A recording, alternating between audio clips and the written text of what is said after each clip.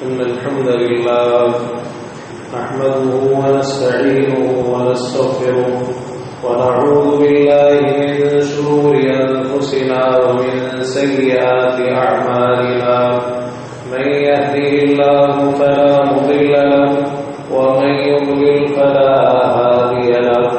وأشهد أن لا إله إلا الله وحده لا شريك له وأشهد أن محمدا عبده ورسوله اللهم صل على محمد وعلى آل محمد كما صليت على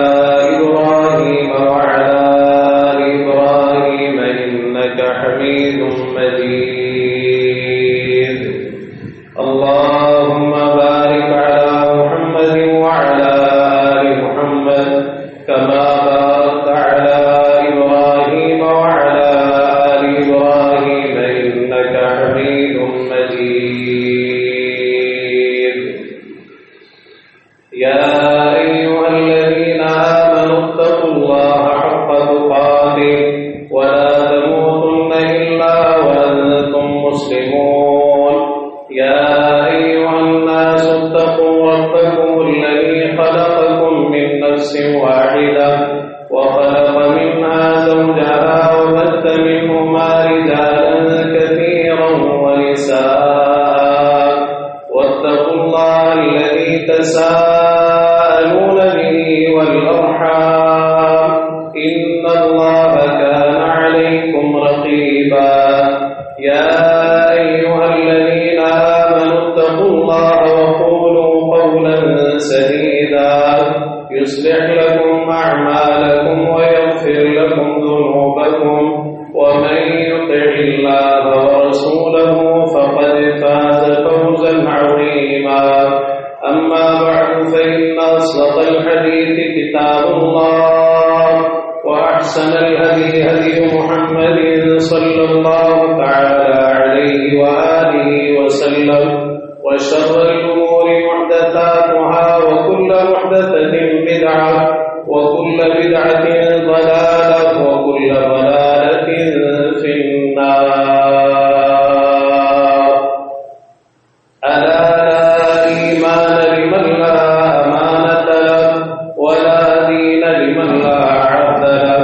سبحانك لا علم لنا إلا ما علمتنا إنك أنت العليم الحكيم رب اشرح لي صدري ويسر لي أمري واحلل عقدة من لساني يفقهوا قولي رب زدني علما أعوذ بالله السميع العليم من الشيطان الرجيم من همزه ونفخه ونفثه واذكروا إذ أنتم قليل مستضعفون في الأرض تخافون أن يتخطفكم الناس فآواكم وأيدكم بنصره ورزقكم من الطيبات لعلكم تشكرون.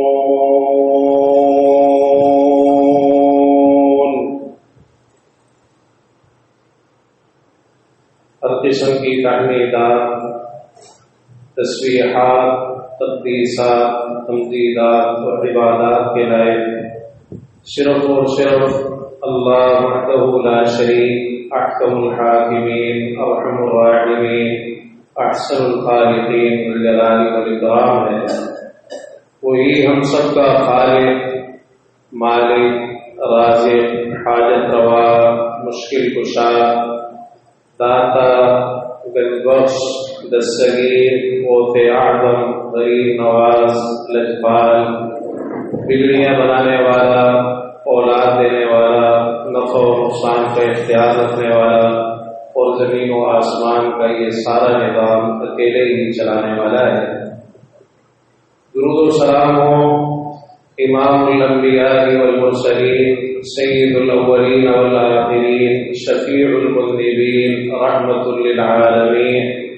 ہم سب کے رہبر و رہنما مقتدی و پیشوا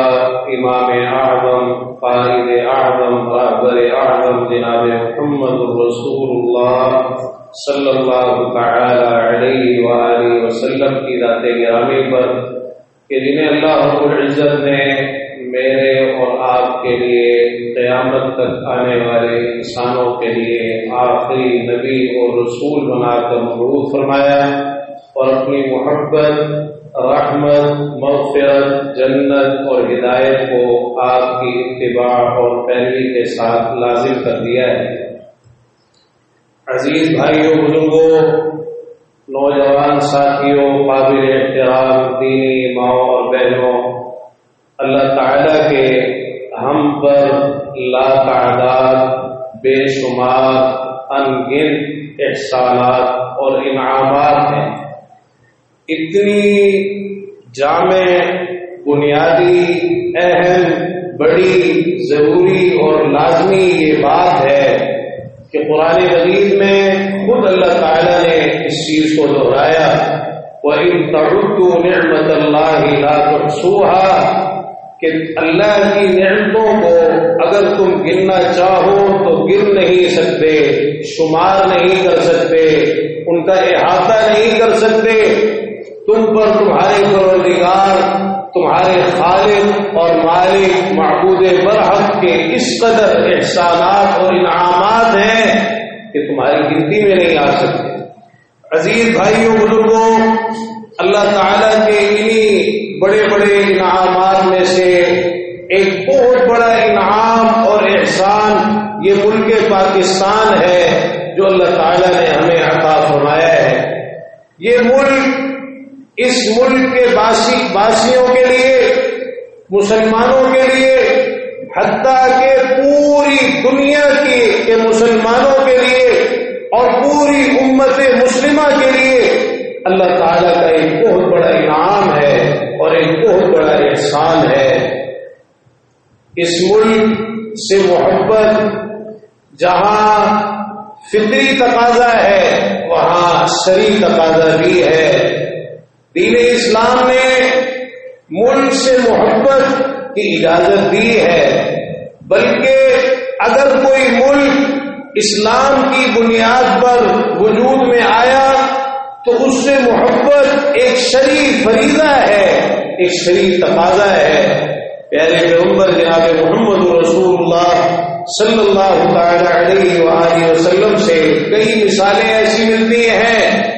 مکہ مکرمہ جہاں آپ کی پیدائش ہوئی، جہاں آپ کی پرورش ہوئی اور جہاں آپ نے اپنے شب و روز گزارے اور اسی مکہ مکرمہ میں آپ مبعوث ہوئے، نبوت اور رسالت کا تاج آپ کے سر پر رکھا گیا۔ اس مکہ مکرمہ سے آپ کو اتنی محبت تھی کہ جس کا کوئی اندازہ ہی نہیں۔ حتیٰ کہ جب مشرکین نے اتنا ستایا، تکلیفیں پہنچائی، اذیتیں دی، اللہ تعالیٰ کی طرف سے بھی ہجرت کی اجازت مل گئی۔ آپ مکہ مکرمہ سے جا رہے ہیں اور حضورہ کے مقام پر وہاں رک کر اپنی اونٹنی پر سوار مکہ مکرمہ کی طرف دیکھتے ہوئے فرما رہے ہیں، واللہ انک لخیر ارض اللہ الی اللہ واحب ارض اللہ الی، واللہ لولا انی اخرجت منک ما خرجت۔ اللہ کی قسم ہے مکہ، تو اللہ کی زمین میں سب سے بہترین زمین ہے۔ اللہ کے ہاں سب سے بہتر اور عمدہ جگہ اگر کوئی ہے تو وہ یہ مکہ مکرمہ ہے۔ اللہ کی زمین میں سب سے زیادہ مجھے محبت تجھ سے ہے، اور اگر مجھے یہاں سے نہ نکالا جاتا تو میں کبھی بھی یہاں سے نہ نکلتا۔ آپ نے قسم کھا کے یہ بات ارشاد فرمائی۔ صحابہ کرام رضی اللہ عنہم ہجرت کر کے مدینہ منورہ آ گئے، لیکن مکہ مکرمہ کی جدائی ان کے لیے انتہائی گراں ثابت ہوئی، اس لیے کہ یہ ان کا وطن تھا، وہیں پلے بڑے، وہیں رہے، اور اس سے ان کو محبت تھی، اور بالخصوص یہ محبت دین کی بنیاد پر، اسلام کی بنیاد پر تھی کہ اس مکہ کو اللہ نے پوری دنیا کا مرکز بنایا، امت مسلمہ کا مرکز بنایا. ان اول بیت وضع للناس للذی ببکۃ مبارکہ، روئے زمین پر اللہ کا سب سے پہلا تعمیر ہونے والا گھر وہ مکہ مکرمہ میں بیت اللہ ہے. مدینہ منورہ تو آ گئے، بہت تنگ ہو کے آئے، تکلیفیں دی گئی، اذیتیں دی گئی، ستایا گیا، بڑے بڑے ظلم برداشت کیے، صرف اسلام کی وجہ سے، دین کی وجہ سے، کلمہ لا الہ الا اللہ کی وجہ سے. عزیز بھائیوں، یہ ملک پاکستان جو وجود میں آیا اور جنہوں نے ہمارے بڑوں نے ہجرتیں کر کے یہاں اپنی سب کچھ سارا کچھ چھوڑ کر اور ہر چیز کی قربانیاں دے کے آئے، آپ اس ہونے والی ہجرت کا ہجرت مدینہ سے ذرا موازنہ تو کیجیے کہ جن گھٹن حالات کے اندر مدینہ منورہ کی ہجرت ہوئی، اس کے بعد دوسری بڑی ہجرت جو ہوئی اسی بنیاد پر اور اسی نظریے پر اور اسی اسلام کی وجہ سے، کلمہ لا الہ الا اللہ کی وجہ سے، وہ یہ ہجرت تھی جو وہاں سے ہجرت کر کے لوگ یہاں ملک پاکستان میں آئے. یہ دوسری بڑی اسلام کی بنیاد پر اور نظریے کی بنیاد پر کی جانے والی ہجرت. تو پہلی ہجرت تو وہی تھی، صحابہ کرام رضی اللہ عنہم نے بڑی تکلیفیں برداشت کی اور بالآخر ہجرت کر گئے، سب کچھ چھوڑ دیا. یہ چھوڑنا آسان نہیں تھا. اللہ تعالیٰ نے قرآن مجید میں کئی مقامات پر ذکر کیا، الذین اخرجوا من دیارہم واموالہم، انہیں ان کے گھروں سے نکالا گیا، ان کے مالوں سے نکالا گیا، یبتغون فضلا من اللہ ورضوانا، اللہ کا فضل اور اللہ کی رضا حاصل کرنے کے لیے نکلے، صرف اللہ کے دین کی وجہ سے نکلے. وَيَنْصُرُونَ اللَّهَ وَرَسُولَهُ، اللہ اور اس کے رسول صلی اللہ علیہ وسلم کی مدد کرنے کے لیے نکلے. وہاں رہ کر کاروبار کرنے میں تو کوئی مسئلہ نہیں تھا، تجارت کرنے میں تو کوئی مسئلہ نہیں تھا، یہ تو نہیں تھا کہ کھانے پینے کو کچھ نہیں مل رہا تھا، رہنے کی کوئی جگہ نہیں تھی. نہیں، اگر نہیں تھا کوئی مسئلہ تھا تو صرف اور صرف دین کا مسئلہ تھا، اسلام کا مسئلہ تھا. صحابہ کرام رضی اللہ عنہم جب مدینہ منورہ آ گئے، اب مکہ کی یاد اتنی ستایا کرتی تھی، اتنی ستاتی تھی، شروع میں آ کے تو دل ہی نہیں لگا. سیدنا ابوبکر صدیق رضی اللہ عنہ بیمار ہو گئے، مدینہ منورہ میں وبا پھیلی ہوئی تھی بخار کی. اب بیماری میں اثار پڑ رہے، کل امرئ مصبح فی اہلہ والموت ادنی من شراک نعلہ. ہر آدمی اپنے گھر والوں میں اس طرح صبح کرتا ہے کہ موت اس کے جوتے کے تسمے سے بھی زیادہ اس کی قریب ہوتی ہے. سیدنا بلال رضی اللہ عنہ بیمار ہو گئے اور بخار میں کچھ تکلیف ہوئی تو زبان پر اشعار ہے، الا لیت شعری هل ابیتن لیلۃ بواد وحولی اذخر وجلیل وهل اریدن یوما میاہ مجنب وهل یبدون لی شامت وطفیل. کاش مجھے پتہ چل جائے ایک رات وادی مکہ میں گزار سکوں. ایک رات اتنی گراں گزری یہ جدائی اپنے وطن کی، اپنے ملک کی، مکہ مکرمہ کی. کہتے ہیں ایک رات وادی مکہ میں گزار سکوں اور میرے اذخر اور جلیل یہ دو گھاسیں تھیں، یہ دونوں ہوں. ایک مجھے یہ پتہ چل جائے کہ میں مجنہ جو مقام ہے وہاں کے کنویں پر جا سکوں اور شامہ اور طفیل کے جو پہاڑ ہیں یہ میرے لیے ظاہر ہو جائے، مجھے دکھائی دے، مجھے نظر آئے.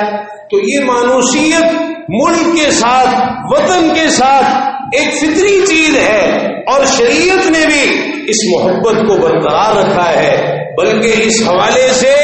بڑی ذمہ داریاں عائد کیے ہیں. پیارے پیغمبر جناب محمد رسول اللہ صلی اللہ علیہ وسلم مدینہ منورہ میں تشریف لائے. آپ نے پھر اللہ سے دعا کی، یا اللہ اللہم حبب الینا المدینہ کحبنا مکہ او اشد. یا اللہ مدینہ کو ہمارے دلوں میں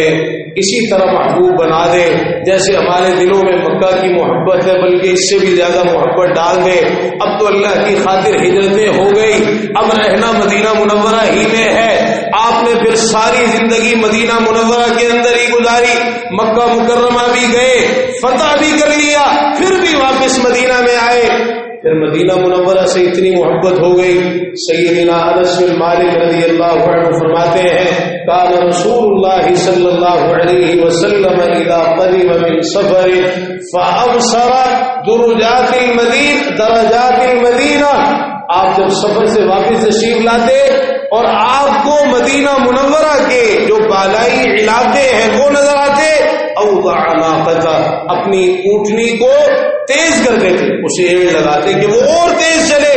اور اگر کوئی اور جانور ہوتا تو اسے بھی حرکت دیتے. صحیح بخاری کے الفاظ ہیں حرکها من حبها، مدینہ سے محبت کی وجہ سے آپ ایسا کرتے، مدینہ منورہ سے محبت کی وجہ سے آپ ایسا کیا کرتے تھے، اتنی محبت تھی آپ کو. اور شارحین نے یہاں اس حدیث کی شرح میں لکھا ہے کہ وطن کی محبت ایک فطری چیز ہے، شریعت نے اس کو برقرار رکھا ہے، یہ دین کے خلاف نہیں ہے بلکہ دین کا تقاضا ہے. پیارے پیغمبر جناب محمد رسول اللہ صلی اللہ علیہ وسلم کا اسوہ حسنہ موجود ہے. بعض صحابہ آپ کی خدمت میں آتے نا، جب کچھ وقت آپ کے پاس گزار لیتے پھر پیچھے اپنے ملک کی یاد آتی، وطن کی یاد آتی، علاقے کی یاد آتی، بال بچوں کی یاد آتی، خاندان اور برادری کی یاد آتی. آپ محسوس فرما لیتے، اجازت دیتے کہ جاؤ اپنے علاقوں میں چلے جاؤ. مالک بن حویرث رضی اللہ عنہ فرماتے ہیں ہم تشریف لائے مدینہ میں، تقریباً 20 راتیں آپ کے پاس ٹھہرے، اور پھر اس کے بعد گھر والوں کی یاد نے ستایا. فلما رأى شوقنا الى اهالينا قال ارجعوا، جب آپ نے دیکھا کہ اب ہمارا دل کر رہا ہے کہ ہم اپنے اہل و عیال میں، اپنے وطن میں واپس چلے جائیں، فرمایا جاؤ اب واپس چلے جاؤ، لیکن تمہاری ذمہ داری ہے کہ جو دین یہاں رہ کے سیکھا ہے یہی وہاں اپنے گھر والوں کو بھی سکھانا ہے اور دین کی پابندی کرنی ہے. تو عزیز بھائیوں، ایک تو یہ ملک پاکستان، یہ وطن اللہ تعالیٰ کی بڑی نعمت ہے، اس سے محبت ہماری فطرت کا بھی تقاضا ہے، ہمارے دین کا بھی تقاضا ہے. اور پھر اللہ تعالیٰ نے آزادی کی جو نعمت ہمیں عطا فرمائی، یہ بھی ایک بہت بڑا اللہ تعالیٰ کا انعام. یہ آزادی اتنی بڑی اللہ تعالیٰ کی نعمت ہے. قرآن مجید میں آزادی کے تعلق سے اللہ تعالیٰ نے ایک طرف بنی اسرائیل کا ذکر کیا ہے، بڑے مظالم بیان فرمائے کہ کس طرح فرعون نے ان کو غلامی کی زنجیروں میں جکڑا ہوا تھا، ان کے بیٹوں کو ذبح کرتا، عورتوں کو زندہ چھوڑتا، اور کس قدر جو ہے وہ ان کی زندگی تنگ ہو چکی تھی. اللہ کا بہت بڑا انعام ہوا کہ اللہ نے بنی اسرائیل کو فرعون کی غلامی سے نجات دلائی، حتیٰ کہ سیدنا موسیٰ علیہ السلام نے 10 محرم الحرام کو اسی وجہ سے روزہ رکھا، اللہ کا شکر ادا کرتے ہوئے. اور پیارے پیغمبر جناب محمد رسول اللہ صلی اللہ علیہ وسلم نے بھی اجازت دی کہ ہم بھی اس دن کا روزہ رکھیں گے، اس لیے کہ ہم موسیٰ علیہ السلام کے بہت زیادہ قریب ہیں. تو یہ آزادی کی نعمت، اللہ تعالیٰ نے موسیٰ علیہ السلام کو بھیجا تو بڑے مقاصد تھے ان کی بعثت کے. ایک تو وہی جو سب نبیوں کا ہے کہ لوگوں کو اللہ کی توحید کی طرف دعوت دینی ہے، اور دوسرا بڑا مقصد بنی اسرائیل کو آزادی دلانا ہے. چنانچہ موسیٰ علیہ السلام جب فرعون کے پاس گئے تو انہوں نے وہاں جا کر جہاں ایک طرف فرعون کو اللہ کی عبادت کی دعوت دی، وہاں ساتھ ساتھ بنی اسرائیل کی آزادی کی بھی بات.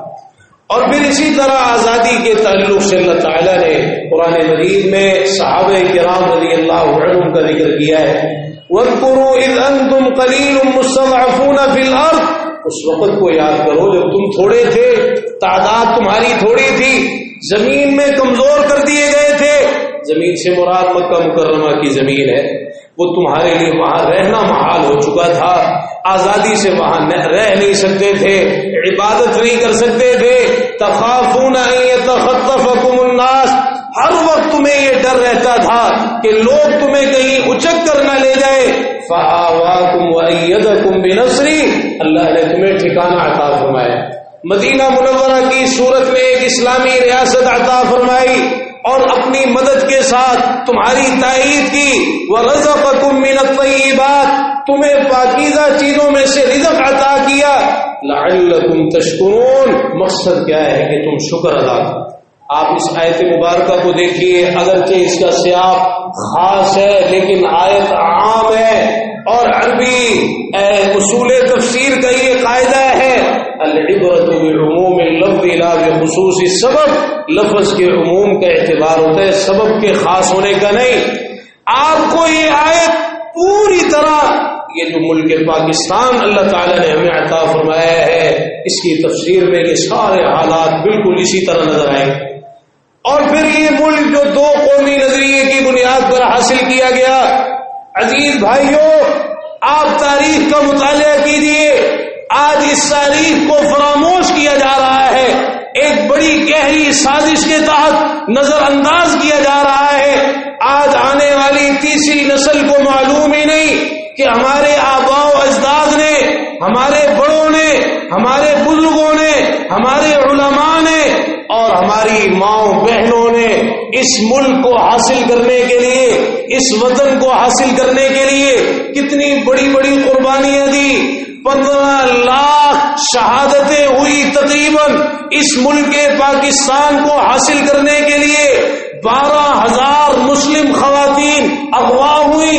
اور پھر یہ جو سفر ہے، یہ داستانیں اتنی المناک ہیں، اتنی گھٹن ہیں کہ ان کو بیان کرنے کے لیے بھی بڑا حوصلہ چاہیے، بڑا صبر چاہیے۔ آج کا یہ نوجوان ان سب کو فراموش کر چکا ہے۔ آج جو لوگ اس ملک پاکستان کو سیکولر ریاست بنانا چاہتے ہیں، ایک سیکولر اسٹیٹ بنانا چاہتے ہیں، لوگوں کے ذہنوں سے اس چیز کو معاف کرنا چاہتے ہیں کہ یہ ملک کیوں حاصل کیا گیا، روٹی کپڑا مکان نہیں، پاکستان کا مطلب کیا، لا الہ الا اللہ۔ اللہ تعالیٰ نے ہمیں یہ ملک عطا فرمایا، اللہ کی مدد ہمیں حاصل ہوئی صرف اس نظریے کی بنیاد، اس چیز کی بنیاد پر کہ دو قومی نظریہ،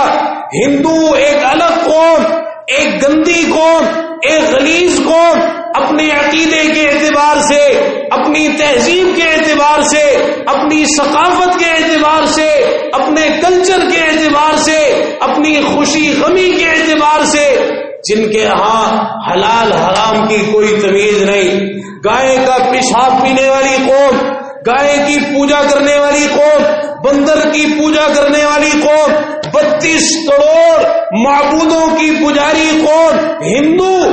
سب سے بڑے مشرک اگر ہے نا روئے زمین پر، تو آپ کو ان میں سب سے زیادہ یہ ہندو نظر آئے۔ ان سے بڑی مشرک قوم کوئی نہیں، ان سے بڑی غلیظ قوم کوئی نہیں، اور ان کے مقابلے میں مسلمان صاف ستھرا پاک صاف شفاف دین رکھنے والے، صاف ستھرا دین، اللہ تعالیٰ نے جو دین دیا اس پر عمل کرنے والے، ایک اللہ کو اپنا معبود برحق ماننے والے، ایک اللہ کے آگے جھکنے والے، اسی کو رکوع سجدے کرنے والے، اسی کے نام پر جانور ذبح کرنے والے، یہ سارا یہ جو ایک دو قومی نظریہ ہے، اس کی آپ جتنی تفصیل میں چلے جائیں آپ کو پتہ چل جائے گا یہ سارا جھگڑا تھا ہی اسی چیز کا۔ یہ جو اتنی بڑی بڑی تحریکیں چلائی گئی اس ملک پاکستان کو حاصل کرنے کے لیے، آزادی کے لیے، وہاں کافر اس چیز کو تسلیم کرنے کے لیے تیار ہی نہیں، لیکن یہ شہادتیں، یہ قربانیاں، اللہ تعالیٰ کی مدد، نصرت، گلی کوچوں میں لگنے والے یہ نعرے، لے کے رہیں گے پاکستان، بن کے رہے گا پاکستان۔ عزیز بھائیوں، ہمارے آباء و اجداد نے، ہمارے بڑوں نے، ہمارے بزرگوں نے، ہمارے علماء نے یہ قربانیاں دے کے دکھایا، ایک ملک پاکستان وجود میں آیا۔ 14 اگست 1947، 27 رمضان المبارک کا وہ پاکیزہ دن، اور پھر اسی طرح 27 رمضان المبارک 1366 ہجری میں، اب جب یہ ملک وجود میں آیا، ایک بڑی بھاری ذمہ داریاں ہیں جو اس کے وجود میں آنے کے بعد عائد ہوئی۔ قربانیاں تو دی گئی اس ملک کو بنانے کے لیے، لیکن افسوس کی بات یہ ہے اب آگے ذمہ داری تھی کہ جس مقصد کی خاطر اس ملک کو حاصل کیا ہے اس کو پورا کیا جائے۔ اس ملک کی خاطر جو قربانیاں دی گئی ہیں ان کی لاج رکھی جائے، اللہ سے جو وعدے کیے تھے ان کی وفا کی جائے، جو اتنے بڑے بڑے اس وقت نعرے لگے، آج بھی یہ نعرہ آپ کو یاد ہے نا، پاکستان کا مطلب کیا، لا الہ الا اللہ، بڑی سازشیں ہوئی اس ملک کے خلاف، اس کو ایک سیکولر لا دین ریاست بنانے کے لیے، لیکن انشاءاللہ یہ سازشیں کل بھی ناکام ہوئی، آج بھی ناکام ہوگی۔ یہ ملک بنے ہی اس بنیاد پر ہے، پاکستان کا مطلب کیا، لا الہ الا اللہ۔ ایک مسلمان کو جھنجھوڑنے کے لیے، ایک مسلمان کو بیدار کرنے کے لیے، ایک مسلمان کو جگانے کے لیے ایک کلمہ ہی کافی ہے، لا الہ الا اللہ۔ تو عزیز بھائیوں، اللہ تعالیٰ نے یہ ملک جو ہمیں عطا فرمایا ہے، یہ ایک آزادی کی جو نعمت عطا فرمائی، لعلکم تشکرون، اللہ تعالیٰ کا ہم سے یہ بہت بڑا تقاضا ہے کہ ہم اللہ کا شکر ادا کریں، اللہ کا شکر ادا کرنے والے بن جائیں، ان نعمتوں کی قدر کرنے والے بن جائیں، اس ملک پاکستان کی قدر کریں، یہ آزادی کی نعمت جو ملی ہے اس کی قدر کریں، اس کی اہمیت کو پہچانیں۔ دیکھیں آپ مسلمان جہاں جہاں غلامی کی زندگی گزار رہے ہیں، آج کشمیر کی صورتحال آپ دیکھ لیجیے، ہمیں آزادی کی اس نعمت کی قدر ہی نہیں، اور پھر جس بنیاد پر اس ملک کو حاصل کیا عملی طور پر اس کو پورا کر کے دکھائیں۔ دیکھیے یہ 73واں آزادی کا دن ہے 14 اگست، لیکن افسوس کی بات ہے 73 سال گزر گئے، یہ وعدہ وفا نہ ہو سکا، جس بنیاد پر اس ملک کو حاصل کیا گیا تھا وہ پورا نہیں ہو سکا، اور پھر وقت کے ساتھ ساتھ یہ صورتحال اتنی خطرناک ہوتی چلی جا رہی ہے کہ اب تو اس ملک پاکستان کے اندر ایک سازش کے تحت لادین قوتیں جو ہیں ان کو خوب عروج دیا جا رہا ہے، اور انہوں نے اس ملک کو یرغمال بنا رکھا ہے، جکڑ رکھا ہے۔ اللہ تعالیٰ ان کی سازشوں کو ناکام کرے گا۔ بہت کچھ ہوا اس ملک پاکستان کے ساتھ، لیکن اللہ تعالیٰ اس کی حفاظت فرما رہا ہے، اس لیے کہ اس کی بنیادوں میں اخلاص ہے، شہیدوں کا خون شامل ہے، اور بڑی بڑی دعائیں ہیں اس ملک پاکستان کے لیے، اللہ تعالیٰ اس کی حفاظت فرما رہا ہے۔ تو عزیز بھائیوں، یہ اللہ سے کیے ہوئے وعدے آج ہم نے وفا کرنے ہیں۔ لوگ جشن مناتے ہیں 14 اگست کو، یہ جشن منانے کا دن نہیں ہے، یہ اللہ کا شکر ادا کرنے کا دن ہے، یہ تجدید عہد کا دن ہے، یہ ان قربانیوں کو یاد کرنے کا دن ہے، یہ اللہ سے کیے ہوئے عہدوں کو پورا کرنے کا دن ہے، اور ہم نے جو سبق بلا دیے ہیں ان سبق کو خود بھی یاد کرنے اور آگے دوسروں کو بھی یاد دلانے کا دن ہے۔ ہماری آزادی کیا ہے؟ ہماری آزادی ایک اللہ کی غلامی ہے، ہم نے یہ ملک بھی اللہ کی غلامی کے نام پر حاصل کیا، اللہ تعالیٰ نے ہماری مدد فرمائی اور ہمیں یہ ملک عطا فرمایا، اور پھر اس ملک کے ساتھ ساتھ اتنے بڑے بڑے انعامات اور اتنے ذخائر اللہ نے ہمیں دیے کہ اس ملک پاکستان کے اندر آج کسی چیز کی کمی نہیں۔ اگر کمی ہے تو توحید کی کمی ہے، اگر کمی ہے اتباع سنت کی کمی ہے، اگر کمی ہے اخلاص کی کمی ہے، اگر کمی ہے امانت داری کی کمی ہے، اگر کمی ہے دیانت داری کی کمی ہے، اگر کمی ہے عدل و انصاف کی کمی ہے، باقی تو کسی چیز کی کمی نہیں۔ اللہ نے بڑے اسباب دیے ہیں، بڑے وسائل دیے ہیں، اللہ تعالیٰ مجھے اور آپ کو اس کی توفیق عطا فرما دے کہ ہم بہت بڑی اور بھاری ذمہ داری جو عائد ہوتی ہے اس کو پہچانے اور اللہ کی عبادت اور اللہ کی غلامی کا توق اپنی گردنوں میں ڈال کے زندگی گزارے۔ کتنی عجیب باتیں ہیں 14 اگست کو یہ گانے بجانا، اونچے اونچے ڈیک چلانا، اور یہ سارے کام مزید اللہ کے غضب اور اللہ کے عذاب کو دعوت دینے والی بات، اللہ کی اتنی بڑی یہ ناشکری ہے، اللہ کی غیرت کو للکارنے والی بات ہے۔ ان اللہ یغار وغیرت اللہ یأتی المؤمن ما حرم اللہ، اللہ تعالیٰ کو غیرت آتی ہے، اللہ کی غیرت یہ ہے کہ مومن وہ کام کرے جو اللہ نے حرام کیا ہے۔ قارون سے کہا گیا تھا اذ قال له قومه لا تفرح، خوشیاں نہ منا، جشن نہ منا،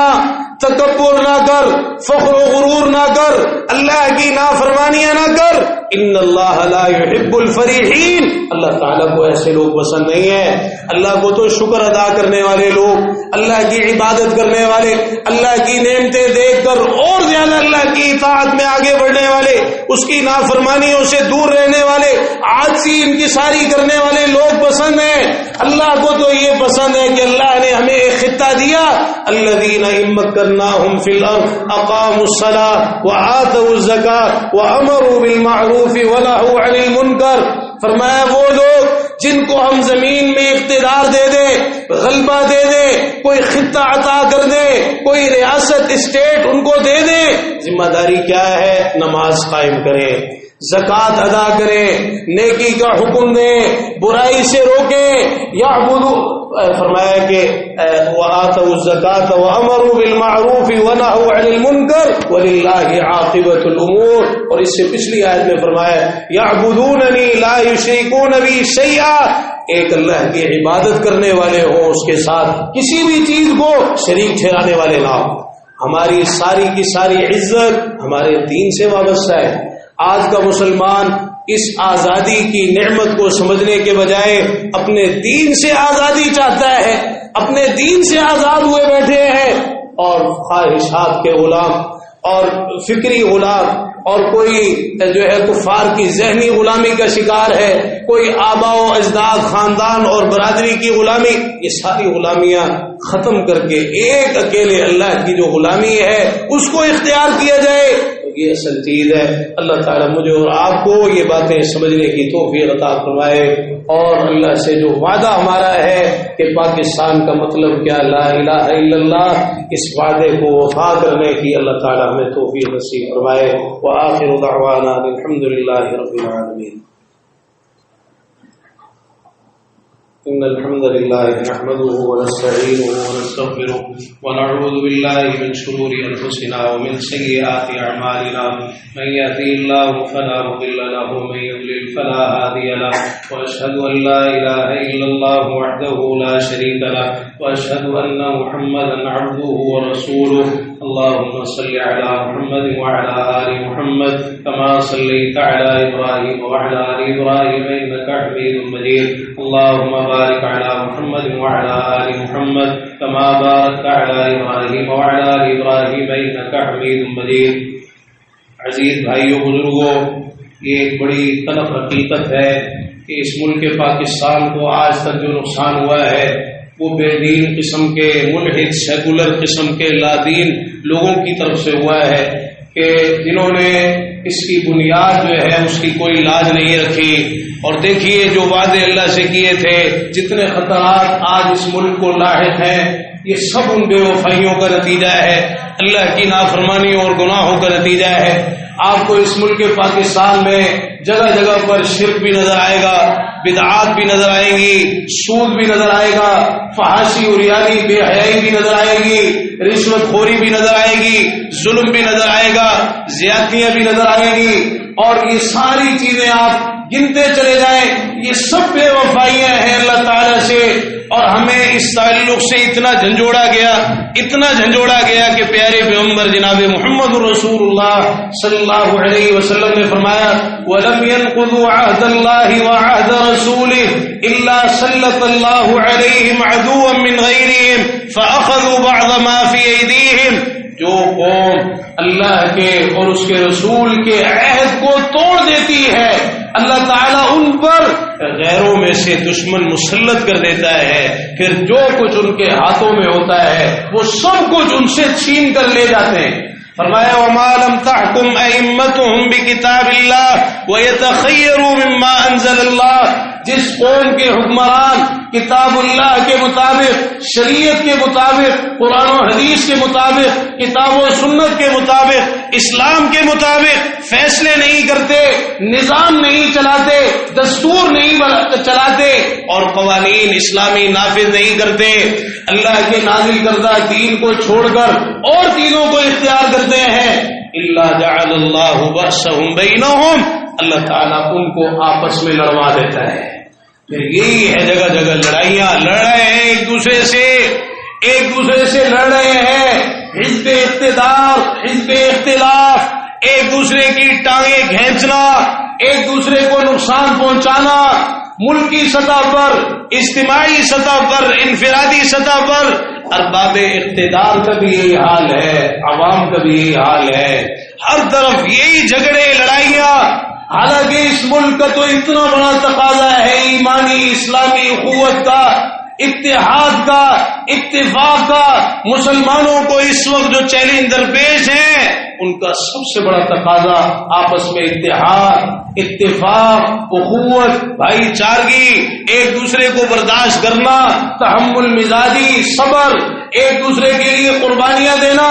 یہ ساری باتیں دین نے سکھائی ہیں نا، تو دین سے دور ہو گئے تو پھر یہ بھی حشر ہو گیا ہمارا۔ اسی طرح رسول اللہ صلی اللہ علیہ وسلم نے فرمایا اذا تبایعتم بالعینہ، جب تم کمی بیشی کے ساتھ سودے کرو گے، یعنی جو مختلف ناجائز قسم کی خرید و فروخت ہے، سود ہے، اس کی مختلف اقسام ہے، جب تم ان میں ملوث ہو جاؤ گے، وَأَخَذْتُمْ أَذْنَابَ الْبَقَرِ، اپنی گایوں کی دمیں پکڑ لو گے، وَرَضِيتُمْ بِالزَّرْعِ، کھیتی باڑی پہ راضی ہو جاؤ گے، تمہارے پیش نظر صرف دنیا ہے، کاروبار ہے، تجارت ہے، دولت کمانا، پیسہ کمانا، صبح سے لے کر رات تک، رات کو بستر پہ آنے کے بعد بھی 24 گھنٹے اسی کے لیے کوشش، اسی کے لیے محنت، اس پر راضی ہو گئے، آخرت کی تمہیں کوئی فکر نہیں، اللہ کے دین کی کوئی فکر نہیں، اس دین پر خود بھی چلو، اس کے لیے محنت کرو، کوشش کرو، جدوجہد کرو، اپنے گھر کو اسلامی بناؤ، اپنے ماحول کو اسلامی بناؤ، اپنے معاشرے کو اسلامی بناؤ، اس کی تمہیں کوئی پرواہ نہیں۔ وَتَرَكْتُمُ الْجِهَادَ، جہاد چھوڑ دو گے، جہاد نام ہے اس دین کی خاطر قربانی دینے کا، اور سب سے بڑی قربانی کیا ہے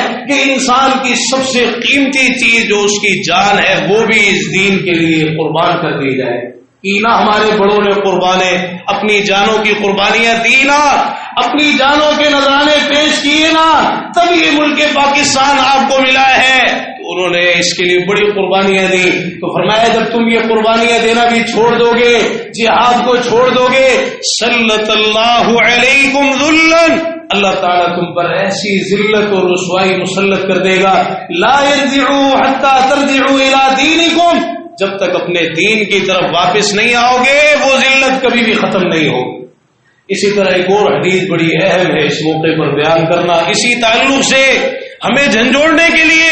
رسول اللہ صلی اللہ علیہ وسلم نے فرمایا یوشک الامم ان تداعى علیکم کما تداعى الاکلۃ الى قصعتها، ایک وقت آئے گا کافر قومیں تمہارے خلاف ایک دوسرے کو اس طرح بلائیں گی اور تم پر ایسے ٹوٹ پڑیں گی جیسے کھانے والے کھانے کے برتن پر ٹوٹ پڑتے ہیں اور ایک دوسرے کو بلاتے ہیں۔ صحابہ کرام رضی اللہ عنہم بڑے حیران، وَمِن قِلَّةٍ نَحْنُ يَوْمَئِذٍ، اللہ کے رسول صلی اللہ علیہ وسلم کیا اس روز ہماری تعداد تھوڑی ہوگی؟ فرمایا نہیں میرے پیارے صحابہ، بل انتم کثیر، تعداد تمہاری بہت ہوگی، اکثریت میں ہوگے، تعداد بہت ہوگی، ولکنکم غثاء کغثاء السیل، لیکن سیلاب کے خس و خاشاک، سیلاب آتا ہے نا تو اس کے اوپر تنکے ہوتے ہیں، کچرا ہوتا ہے، کوڑا کرکٹ ہوتا ہے اور جھاگ ہوتی ہے، فرمایا تمہاری حیثیت بھی اسی طرح ہوگی، بالکل ردی ہوگے، نکمے ہوگے، بے حیثیت ہوگے، کوئی تمہاری اہمیت نہیں۔ وَلَيَنزِعَنَّ اللَّهُ مِن صُدُورِ عَدُوِّكُمُ الْمَهَابَةَ مِنكُمْ، اللہ تعالیٰ تمہارے دشمن کے سینوں سے تمہارا رعب و دبدبہ نکال دے گا۔ وَلَيَقْذِفَنَّ اللَّهُ فِي قُلُوبِكُمُ الْوَهْنَ، اللہ تعالیٰ تمہارے دلوں میں وہن کی بیماری ڈال دے گا۔ صحابہ نے پوچھا وہن کیا ہے؟ فرمایا حب الدنیا وکراہیت الموت، دنیا کی محبت اور موت سے نفرت۔ یہ دنیا سے تمہیں محبت ہو جائے گی، موت سے تمہیں نفرت ہو جائے گی، موت کی بات سننے کے لیے بھی تیار نہیں، نہ اس کی کوئی فکر، اور نہ اس میں کراہیت الموت میں خاص ایک چیز ہے دین کے لیے قربانی دے۔ قل ان صلاتی ونسکی ومحیای ومماتی للہ رب العالمین، مسلمانوں تم نے ہر چیز کو روایتی بنا لیا، رسمی بنا لیا، رسم و رواج پر زندگیاں گزار رہے ہو، کچھ ہوش کے ناخن لو، آنکھیں کھولو، اپنے دل و دماغ کو بیدار کرو، کچھ فکر کرو،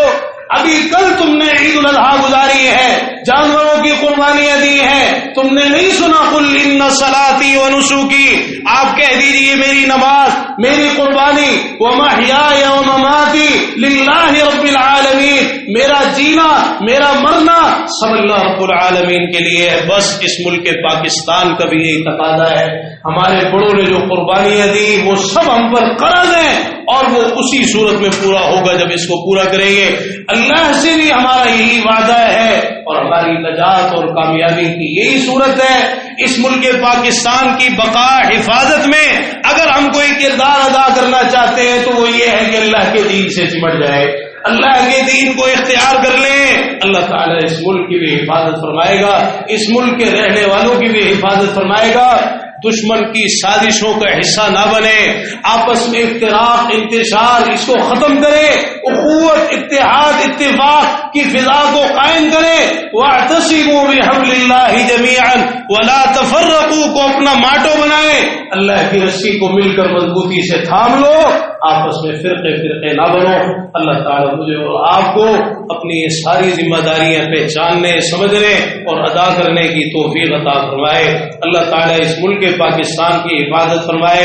اور جو اس ملک کے دشمن ہیں اور اس کے خلاف سازشیں کر رہے ہیں اللہ تعالیٰ ان کی تمام سازشوں کو ناکام فرمائے، انہیں نیست و نابود فرمائے۔ اس ملک پاکستان میں اللہ تعالیٰ اسلام کا بول بالا فرمائے، اسلام کو غلبہ نصیب فرمائے۔ جو وعدہ کر کے اللہ سے یہ ملک لیا تھا اللہ تعالیٰ اس وعدے کو وفا کرنے کی توفیق عطا فرما دے۔ اللہ کا دین اس ملک میں نافذ ہو، اللہ کی حدود کا نفاذ ہو، اسلام کا قیام ہو، اسلامی قوانین کا نفاذ ہو، زندگی کے ہر شعبے کے اندر اسلام کی بالادستی ہو۔ پیارے پیغمبر جناب محمد رسول اللہ صلی اللہ تعالی علیہ وآلہ وسلم کی اتباع اور پیروی، ایک اکیلے اللہ رب العزت کی عبادت اور طریقہ عبادت پیارے پیغمبر جناب محمد رسول اللہ صلی اللہ علیہ وسلم کا یہ ہماری بنیاد ہو۔ اللہ تعالیٰ توفیق عطا فرما دے۔ ربنا آتنا فی الدنیا حسنہ وفی الآخرۃ حسنۃ وقنا عذاب النار۔